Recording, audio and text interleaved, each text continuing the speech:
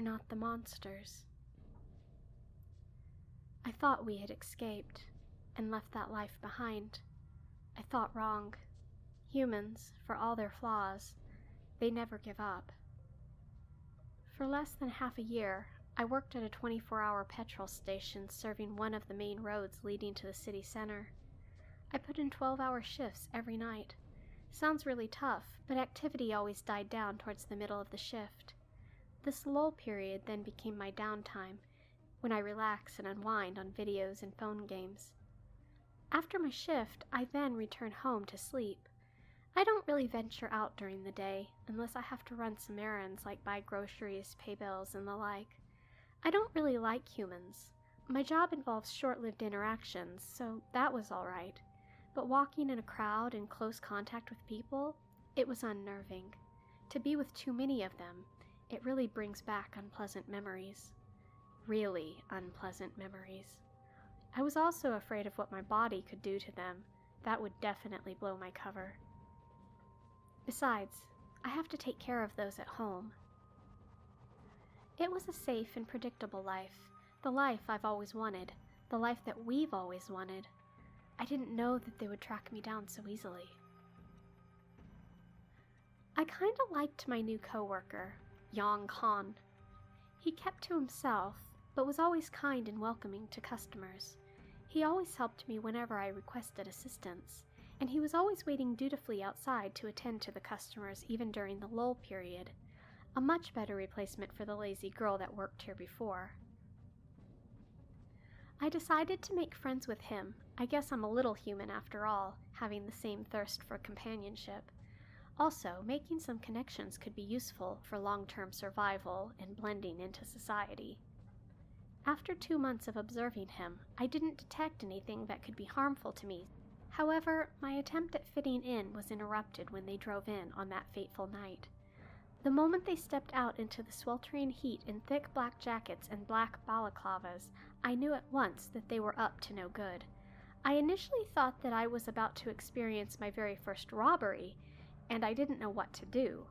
But as they approached me, I could see it in their eyes, the cold cruelty, the wild fanaticism that only they have.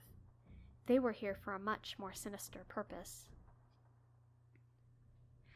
But I will never submit to the Draconi ever again. I won't go back to being used like a tool. I originally intended to deal with them in their car, away from Yang Han. But when they wanted to silence him, I knew that couldn't be done. They've been harming innocents for long enough. I won't let them harm another right in front of me. The first 2 shots sent my ears ringing. I knew it was going to be loud, but I had forgotten how deafening it could get. The next thing that hit me was the alien, yet familiar feeling of missing a body part. That sensation of emptiness emanated from the void where my left hand used to be. It was ghastly to look at, a forearm that ended halfway in a gory stump. Not just any neat stump either. The bone had twisted away from the blast, and the strings of muscle hung loosely, swaying slightly from the impact. I didn't feel much pain. That came later.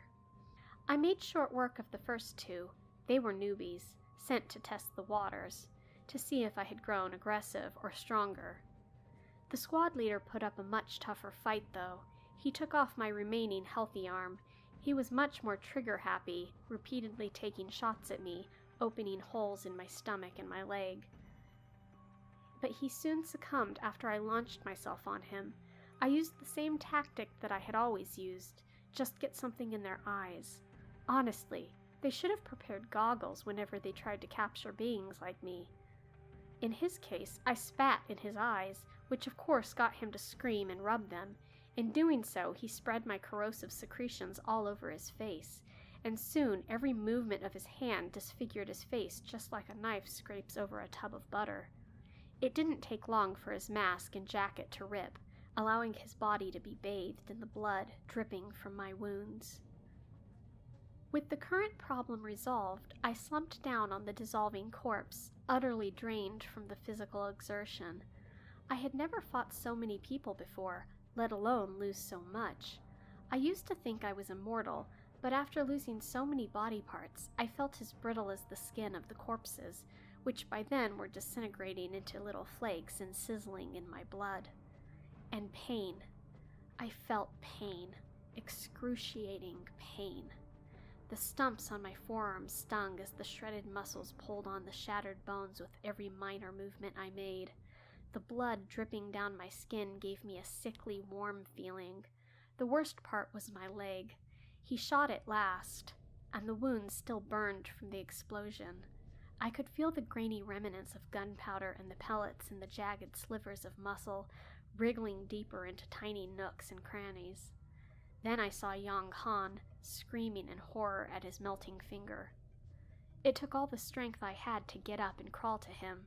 I gritted my teeth as the sides of my stomach hole rubbed against each other, squeezing blood and foul-smelling digestive juices out onto the floor. My bones left bloody fragments behind as I made my agonizing approach. I knew I looked terrifying, and I knew whatever just happened probably frightened the hell out of Yang Han. But most importantly, he stayed alive, after washing my blood off his fingers. He did pretty well for his first time.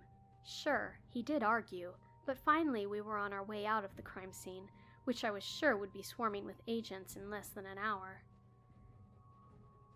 Take a left. He made a left turn, then drove slowly up the slope. Things weren't so well maintained in this part of town.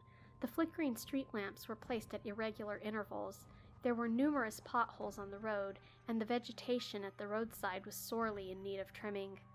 This was why I made my home here, quiet and secluded, remote and undeveloped, full of narrow roads and small alleyways for me to disappear in the event of an emergency.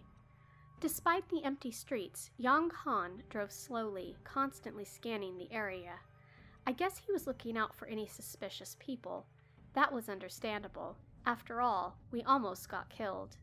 Or rather, he came pretty close to being murdered. As for me, I don't even know if I can die. I propped myself against the back of the front passenger seat after sliding down for the umpteenth time. Yang Han had forced me to go in the back. He didn't want to risk losing another finger, or any other part of his body for that matter. I caught sight of myself in the rearview mirror. I looked pathetic. My normally straight hair was hanging in wet clumps held together by clotting blood. My face was streaked in blood, and I needed new clothes. I realized he was looking at me, his brow furrowed in apprehension of the unknown. Of me. He opened his mouth, then closed it. I could read the questions on his face. What are you, and what are you going to do to me? I'm not going to hurt you. I wasn't sure how to answer the former, so I replied the latter instead. Take a right, yeah, and stop by the flickering light. The van squeaked to a stop, right next to a dilapidated apartment building. We sat in silence for a while because he was probably thinking of what to do next, and because I needed him to open the doors for me, but wasn't really in a position to make demands of him. What are you?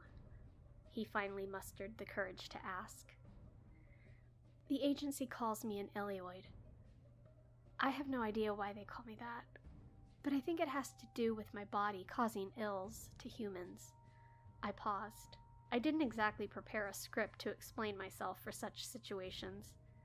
I hadn't expected to be faced with such a situation. I don't think I'm human.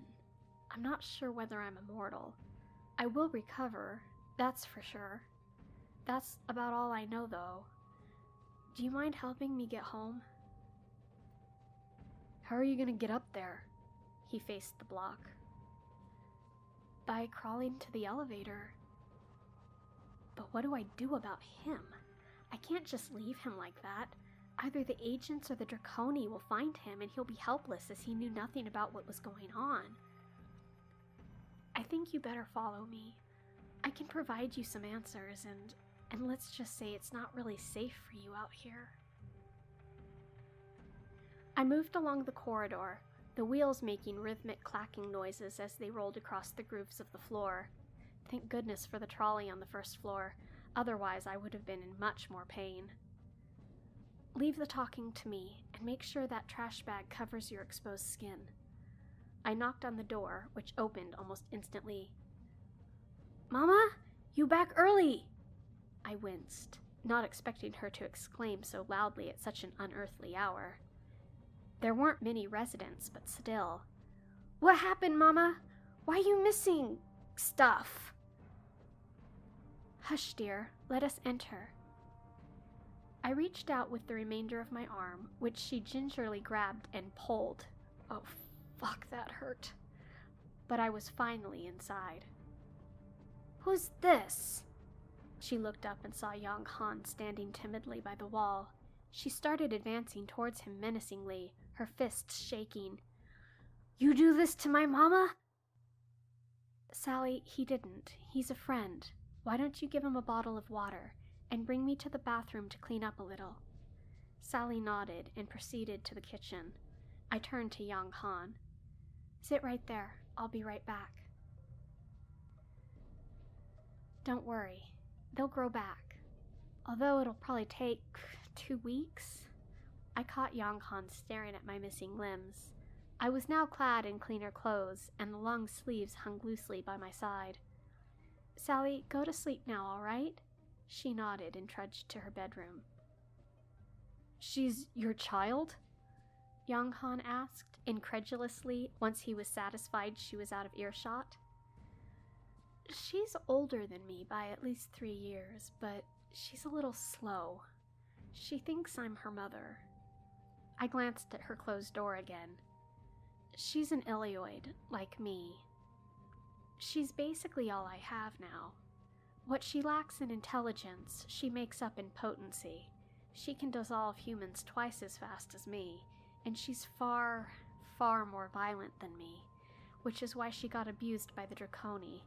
Simple Sally, they called her." There was a moment of silence before he spoke again. "Well, do you mind enlightening me on what's happening here?"